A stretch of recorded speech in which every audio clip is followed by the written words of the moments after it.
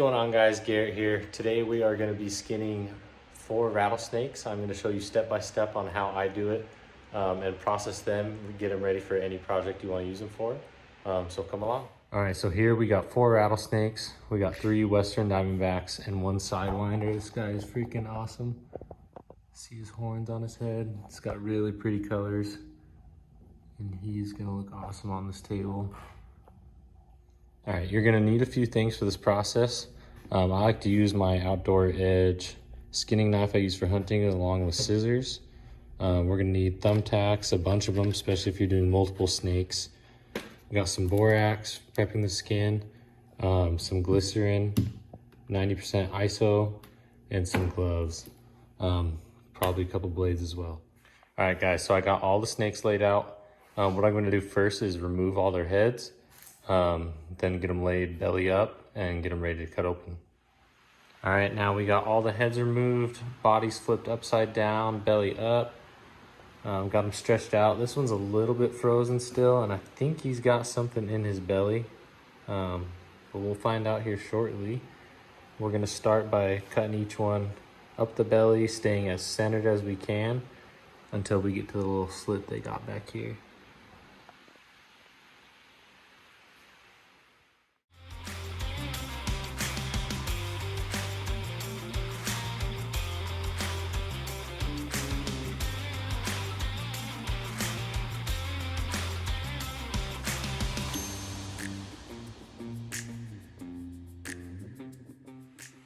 All right, snakes are cut. We're gonna separate the skin from the meat now, all the way down to their tails. Then we're gonna carefully work all the way up to the very edge of the tail, separate that from the bone, and then get these guys scraped and on to the next step.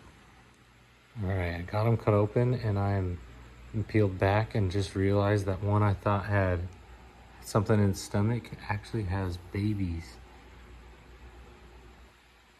2 of them. Never seen that.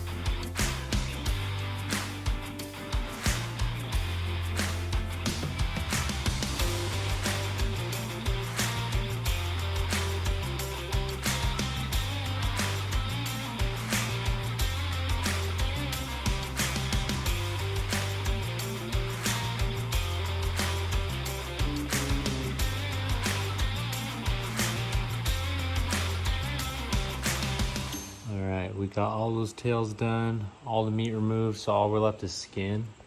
But if you look close, you can still see there's a little bit of flesh. We want to get all that out so it cures properly and we have a good looking product at the end. So we're gonna go rinse it off with some water, and then we're gonna take this blade and scrape all these clean.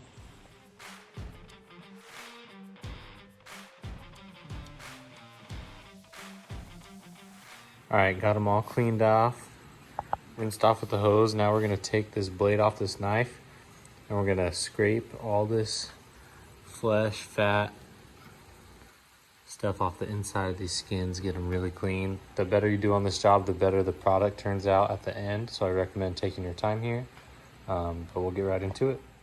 All right, so we got this one about all done. You can see how much gunk comes off the sides. We don't want that. The more that stays on there, the more the snake will start to curl as it dries out. All right, guys, snakes are scraped clean. I rinsed them off with the hose one more time.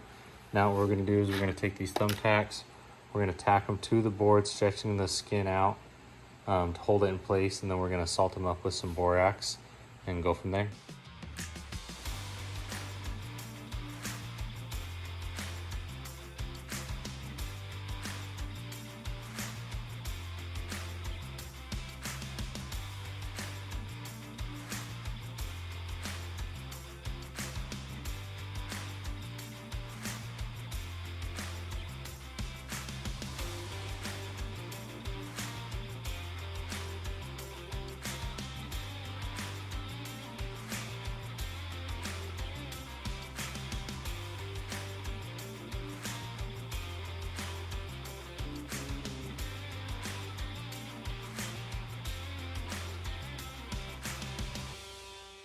All right, they're all pinned up, ready to go. So what we're gonna do next is we're gonna coat them pretty heavily with borax, covering all the surfaces, getting over all the skin.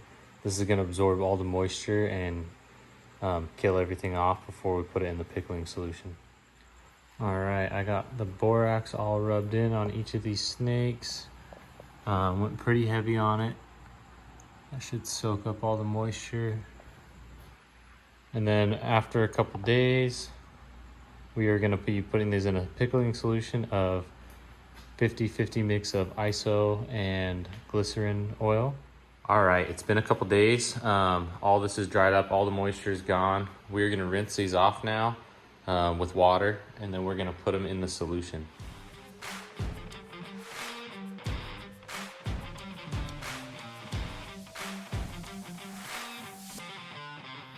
All right, now that those are all cleaned off and ready to go, we're gonna mix these two, ISO and glycerin oil, 50-50 in this container. I'm gonna add this solution that I made from a previous snake, and then we're gonna put all the snake skins in there, and they're gonna sit for a few days.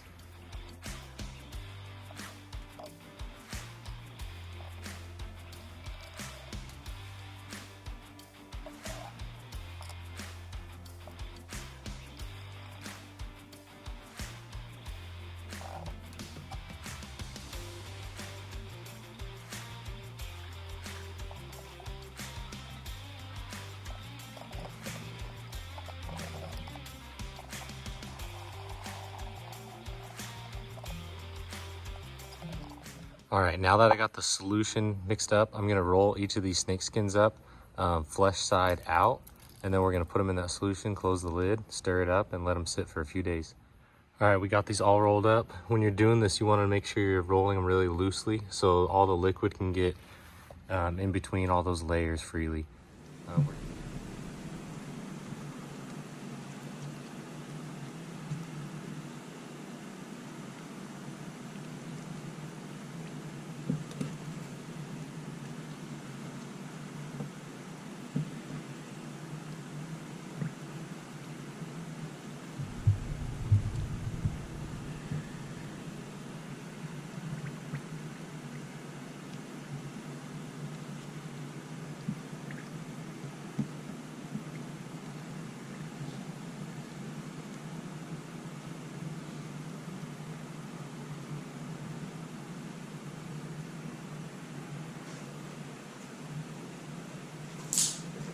All right, we got all the snakes in here. We want to make sure they're fully submerged. Squeeze them in the center and kind of shake them around and make sure you get all the air bubbles out. We're gonna throw the lid on here. You're gonna want to stir this a few times a day. Leave it in here for 3 to 4 days, and we'll take it out and let it dry.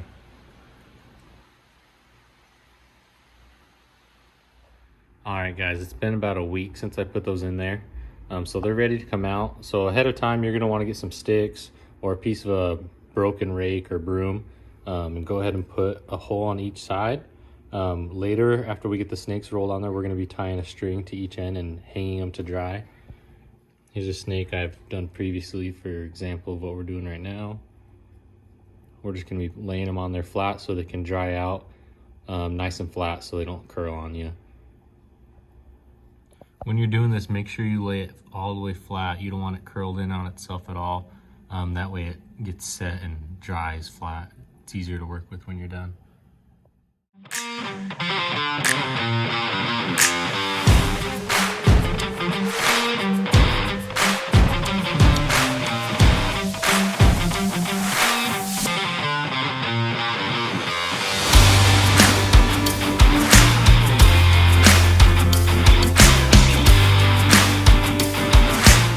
Okay, we got those out of the solution and rolled up onto those sticks.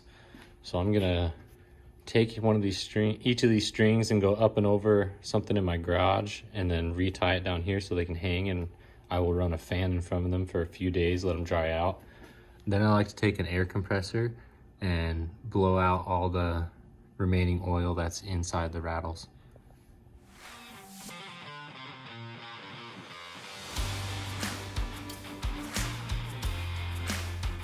All right, snakes are all hung up to dry. I got a couple fans going to help circulate the air, help them dry out a little better. I'm gonna leave them up for a few days let all this oil drip off, all the alcohol evaporate, and then they'll be ready to take off and ready for use.